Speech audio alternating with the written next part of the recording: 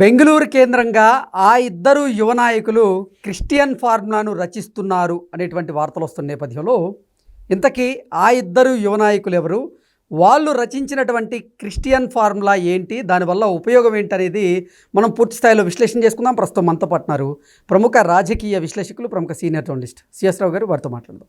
Sir నమస్తే. Sir నమస్తే. బెంగళూరు కేంద్రంగా ఆ ఇద్దరు యువ నాయకులు క్రిస్టియన్ ఫార్ములాను రచించారు అన్నట్లుగా కొన్ని వార్తలు వస్తూ ఉన్నాయి. ఇంతకీ ఏంటా క్రిస్టియన్ ఫార్ములా, ఆ ఇద్దరు యువ నాయకులు ఎవరు అంటే ఏం చెప్తారు సార్? బెంగళూరులో తెలుగు రాష్ట్రాలకు సంబంధించినటువంటి ఇద్దరు యువ నాయకులు కలిశారు. కలిసి అద్భుతమైనటువంటి ఫోటోల్ని వాళ్ళు ట్విట్టర్లో ఎక్స్ ఖాతాలో వాళ్ళ ఖాతాలలో పోస్ట్ చేశారు. ఓకే, మా స్నేహ బంధాన్ని ఎవరు విడదీయలేరు, మేము స్నేహితులుగానే కొనసాగుతామని చెప్పారు. అద్భుతం. ఎవరు విడిపోమని అయితే ఎవరు చెప్పలేదు నాకు తెలిసినంత వరకు. ఆ ఫోటోలు తీయించుకుని ఫోటో పోస్ట్ చేసినటువంటి యువ నాయకులు ఎవరంటే కేటీఆర్ గారు, జగన్మోహన్ రెడ్డి గారు. ఓకే. సో కేటీఆర్ గారు ఏదో ప్రోగ్రామ్ ఉందని చెప్పి బెంగళూరులో వెళ్ళారట. ఆ ప్రోగ్రాంలో వీళ్ళిద్దరు కలిశారు. బెంగళూరులో జగన్మోహన్ రెడ్డి గారు ఉన్నారు, ఆంధ్రప్రదేశ్ విపక్ష నాయకుడు. ఇక్కడ ఉండేటువంటి ఎమ్మెల్యే మాజీ మంత్రి కేటీఆర్ గారు బెంగళూరు వెళ్ళారు, ఫంక్షన్లో కలిశారు. సరే వాళ్ళిద్దరి మధ్య మేము రాజకీయాలు ఇచ్చిపుచ్చుకునేటువంటి దూరంలో ఉంటాయని చెప్పి ఏదో సంకేతం పరోక్షంగా ఇస్తూ ఒక సందేశం ఇస్తూ ఫోటో పెట్టారు. ఓకే. ఇక్కడ ఎవ్వరు కూడా మా ఇద్దరి మధ్య సంబంధం లేదు, మా రాజకీయాలు మేము ఇచ్చిపుచ్చుకోవట్లేదు అంటే ఎవరు నమ్మే పరిస్థితి లేదు తెలుగు రాష్ట్రాల్లో. అది అందరికీ తెలిసినటువంటి విషయం.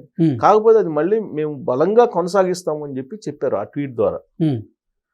ఎలా చెప్పారు, ఎందుకు చెప్పారు అని అంటే కనుక, జూబ్లీహిల్స్ ఉప ఎన్నికల్లో ఓటమి చేసింది బీఆర్ఎస్ పార్టీ. దానికి కారణం ఏంటి? Telugu Desam party voters, Telugu Desam party sympathisers, అలాగే ఆంధ్రప్రదేశ్ మూలాలు ఉన్నటువంటి వాళ్ళు కాంగ్రెస్ పార్టీ వైపు మొగ్గు చూపారు. ఓకే. ఆ కారణం చేత కాంగ్రెస్ పార్టీ గెలిచింది. సో ఇప్పుడు నెక్స్ట్ ఒకవేళ ఎలక్షన్ చూస్తే ఏంటి పరిస్థితి? బీఆర్ఎస్ పార్టీ పరిస్థితి ఏదో ఒక పార్టీకి ఏదో ఒక భావజాలం ఉండాలి, లేదంటే ఈక్వేషన్ ఉండాలి, ఏదో ఒకటి. ఏ ఈక్వేషన్ ఇప్పుడు తయారు చేసుకోవాలి అని అంటే జగన్మోహన్ రెడ్డి గారు ఏ ఈక్వేషన్ తయారు చేసుకున్నారు? క్రైస్తవ ఈక్వేషన్ తయారు చేసుకున్నారు. ఓకే. క్రైస్తవ ఓట్ బ్యాంక్ నాది అని చెప్పి ఆయన చెప్పకపోయినా డైరెక్ట్గా వాళ్ళ మదర్ కానీ 2019 ఎన్నికల్లో, లేదా వాళ్ళ అత్తమ్మ కానీ, లేదా వాళ్ళ బావమర్ది బ్రదర్ అనిల్ కానీ వీళ్ళందరూ చర్చలకు వెళ్ళారు కదా. ఓకే. చర్చలకు వెళ్ళి క్రిస్టియన్ జగన్మోహన్ రెడ్డి గారు క్రిస్టియన్ కాబట్టి జగన్మోహన్ రెడ్డి గారిని ముఖ్యమంత్రిని చేసుకోవాలి, అప్పుడే మనకి క్రిస్టియన్ సమాజానికి గౌరవం అని చెప్పి ప్రచారం చేశారు కదా. ప్రతి పాస్టర్ దగ్గరికి వెళ్ళి అప్పట్లో ఇది నడిపారు కదా. ఈ నడిపి ఆయన 2019లో అధికారంలోకి వచ్చారు కదా. ఓకే. దాన్ని తగ్గట్టు రెడ్డి సామాజిక వర్గం యాడ్ అయింది, వెరసి అధికారంలోకి రాగలిగారు. ప్రభుత్వ వ్యతిరేక అవన్నీ కలిపి మొత్తం మీద 151 మంది ఎమ్మెల్యేలతోటి వచ్చారు. ఆ రావడానికి ఇక్కడ ఉన్నటువంటి బీఆర్ఎస్ పార్టీ, ఆ రోజున్న టీఆర్ఎస్ పార్టీ, కలగొండ ఫ్యామిలీ ఆర్థిక బలం, అంగబలం, అన్ని రకాలుగా సామధాన భేద దండోపాయాలు ఏ ఉన్నాయో అవన్నీ సమకూర్చారు జగన్మోహన్ రెడ్డి గారికి. ఇది అందరికీ తెలిసిందే. 2019 ఎన్నికల్లో ఎందుకు సమకూర్చారంటే జగన్మోహన్ రెడ్డి గారిని అక్కడ కూర్చోబెడితే ఆ రాష్ట్రం ముక్కలైపోతే మూడు రాష్ట్రాలుగానో 3 ప్రాంతాలుగానో విడిపోయి అమరావతి ప్రాజెక్టు కూలిపోతే అప్పుడు హైదరాబాద్ డెవలప్ అవుతుంది, లేదా తెలంగాణ డెవలప్ అవుతుంది, లేదంటే చంద్రబాబు నాయుడు గారు రెండోసారి అక్కడ కనుక ముఖ్యమంత్రి అయితే ఏంటి పరిస్థితి అనేది అందరికంటే కేసీఆర్ గారికి బాగా తెలుసు. ఓకే. అందుకని వాళ్ళు ఎత్తుకడ వేశారు. అది ఫలించిందని చెప్పేసి లేటుగా ఆంధ్రప్రదేశ్ సమాజం తెలుసుకుంది. అందుకే 2024లో ప్రతిపక్ష హోదా కూడా ఇవ్వకుండా జగన్మోహన్ రెడ్డి గారిని విపక్ష నాయకుడి కింద, ఒక ఎమ్మెల్యే కింద ఉంచారు. అయితే ఇప్పుడు ఇదే పరిస్థితి ఇంచుమించుగా తెలంగాణలో బీఆర్ఎస్ పార్టీకి ఉంది. ఓకే. మరి నెక్స్ట్ 2029 ఎన్నికలకు వెళ్ళాలి కదా. 2028 ఎన్నికల్లో 2029 ఎన్నికలకు వెళ్ళాలి కదా. వెళ్ళాలంటే ఏ ఫార్ములాతో వెళ్ళేది? ఇప్పటి వరకు బీఆర్ఎస్ పార్టీకి ఉన్న ఫార్ములా ఏంటి? ప్రత్యేకవాదం, అంతే కదా, ప్రత్యేక నినాదం. ఈ ప్రత్యేక నినాదం అనేది ముగిసిన అధ్యాయం. ఎందుకు? ఈ రాష్ట్రానికి ఆ రాష్ట్రం విడిపోయింది, భౌగోళికంగా అందరు కలిసి వ్యాపారాలు చేసుకుంటున్నారు. అలాగే కల్లగొండ ఫ్యామిలీ కూడా ఆంధ్రప్రదేశ్కి సంబంధించిన కాంట్రాక్టర్లని 10 సంవత్సరాల పాటు పోషించింది, వాళ్ళతోటి కలిసి వ్యాపారాలు చేసుకుంది అనేది తెలంగాణ ఉద్యమకారులే చెబుతున్నారు. సంపదను ఏ విధంగా పోగు చేసుకున్నారు అనేది కూడా. సో ఇలాంటి పరిస్థితుల్లో ప్రత్యేకవాదం ముగిసిన అధ్యాయం. మరి ఇప్పుడు ఏ భావజాలం కావాలి బీఆర్ఎస్ పార్టీకి? ఏ భావజాలం ఉంటే ఎక్కిద్ది? అని అంటే క్రిస్టియన్ భావజాలం. ఓకే. క్రిస్టియన్ భావజాలం దాన్ని పెంచాలి. ఎందుకు? బీజేపీ హిందూ భావజాలంతో ఉంది. రాబోయే రోజుల్లో కూటమి ఇక్కడ ఎన్నికల్లోకి వచ్చేటువంటి అవకాశం ఉంది. పవన్ కళ్యాణ్ గారు నిన్న కాక మొన్న 3 రోజుల నాడు మేము వస్తున్నాం, గ్రేటర్ హైదరాబాద్ ఎన్నికల్లో మేము పోటీ చేయబోతున్నాం అని చెప్పేసి ఆయన అనౌన్స్ చేశారు 3 రోజుల నాడు. వీళ్ళు బెంగళూరులో కలవడానికి ముందు రోజు ఓకే. చెప్పారంటే పవన్ కళ్యాణ్ గారు ఒకళ్ళే డైరెక్ట్గా జనసేన పార్టీ ఒక్కడే పోటీ చేయదుగా. ఖచ్చితంగా కూటమి పార్టీలు ఇక్కడ పోటీ చేస్తాయి. గ్రేటర్ హైదరాబాద్ ఎన్నికల నుంచి మళ్ళీ కూటమి తన ప్రస్థానాన్ని ప్రారంభించబోతుంది ఇక్కడ తెలంగాణలో. ఓకే. ఎందుకు నేను ఈ విధంగా చెప్పదలుచుకున్నానంటే, పవన్ కళ్యాణ్ గారు 2024 ఎన్నికలకు ముందు తెలుగుదేశం పార్టీ జనసేన కలిసి ఎన్నికలకు వెళ్తుందని చెప్పి అనౌన్స్ చేశారు. రాజమండ్రి సెంట్రల్ జైల్లో చంద్రబాబు నాయుడు గారు ఉన్నప్పుడు కలిసి. బీజేపీ సంగతి ఏందని చెప్పి అడిగినప్పుడు, బీజేపీ వస్తుందని ఆశిస్తున్నాం, ఒకవేళ రాకపోయినా మేము కలిసి వెళ్తాం అని చెప్పారు. ఆ తర్వాత బీజేపీ కూడా కలిసి వచ్చింది. అవునా?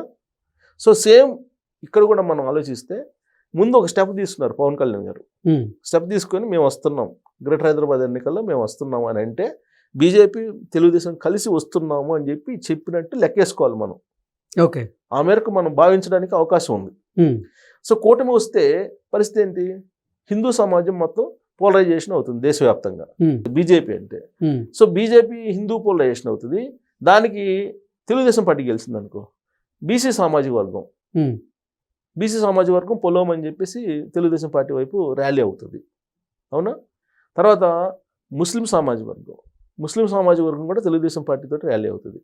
అందుకే అసదుద్దీన్ ఓవైసీ ఎప్పటికప్పుడు చంద్రబాబు నాయుడు గారిని టార్గెట్ చేస్తుంటారు. ఎందుకంటే తెలుగుదేశం పార్టీ అధికారంలో ఉన్నప్పుడు బాగా ఎంజాయ్ చేసినటువంటి వాళ్ళు ఎవరంటే, లేదా వాళ్ళ గౌరవం ఎప్పుడు లభించిందంటే బీసీలకి అలాగే మైనారిటీలకి ఎక్కువ లభించింది తెలంగాణలో. ఓకే. అందుకని తెలుగుదేశం పార్టీ అన్న చంద్రబాబు నాయుడు గారి అన్న ఒక సాఫ్ట్ కార్నర్ ఉంది ఆ ఓట్ బ్యాంక్లో.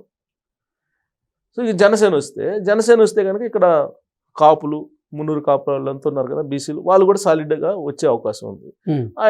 ఆయనకు ఉండేటువంటి అభిమానులు వీళ్ళంతా వెరసి తెలంగాణ రాష్ట్రంలోకి అడుగు పెడుతున్నారు.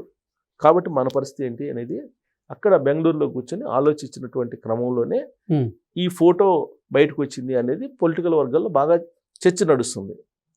క్రిస్టియన్ ఓట్ బ్యాంక్ ఇప్పుడు జగన్మోహన్ రెడ్డి గారిని ఇక్కడ తీసుకొచ్చింది, నా బ్రదరేను, మేమిద్దరం ఒకటేను, మేమిద్దరం కలిసి రాజకీయాలు చేస్తున్నామని చెప్తే క్రిస్టియన్ ఓట్ బ్యాంక్ యాడ్ అవుతుంది అనేది ఒక ఈక్వేషన్ అయి ఉండొచ్చు వాళ్ళది. అలాగే జగన్మోహన్ రెడ్డి గారిని తెలంగాణకు తీసుకొచ్చి రెడ్డి సామాజిక వర్గం కొంతవరకు ర్యాలీ అయ్యే అవకాశం ఉంది అనేది ఒకటి ఉంటుంది. సో బీసీలు ఎలాగూ వాళ్ళకి రారు. ఎందుకనంటే బీసీలకు స్థానిక సంస్థల ఎన్నికల్లో రిజర్వేషన్లు తగ్గించింది బీఆర్ఎస్ పార్టీ. ఇక మైనారిటీలు అంటే అసదుద్దీన్ ఎలాగూ ఉంటారు, పరోక్షంగానే ఉంటారు, ప్రత్యక్షంగా లేకపోయినా. సో దీని ఎఫెక్ట్ ఏదో ఒక సమీకరణ ఈక్వేషన్ క్రిస్టియన్, ముస్లిం ప్లస్ రెడ్డి సామాజిక వర్గం ఇలా ఈక్వేషన్ వేసుకొని బహుశా బెంగళూరులో నెక్స్ట్ ఎలక్షన్కి మనం ఆంధ్రాలో ఏం చేయాలి, తెలంగాణలో ఏం చేయాలి, ఆల్రెడీ కూటమి అడుగులు వేస్తుంది అనేటువంటి యాంగిల్లో బహుశా వీళ్ళు రచించినటువంటి ఫార్ములా అది అయి ఉండొచ్చు. ఓకే. లేదంటే వాళ్ళు రాజకీయాలు మాట్లాడుకుంటే ట్వీట్ చేస్తారు కదా, మేము రాజకీయంగా మేము కలిసి ఉంటాం, మేము మేము కలిసి వెళ్తాం అని చెప్పి యాంగిల్లో మాట్లాడారంటే ఈక్వేషన్ ఆలోచిస్తున్నాడు కేటీఆర్ గారు.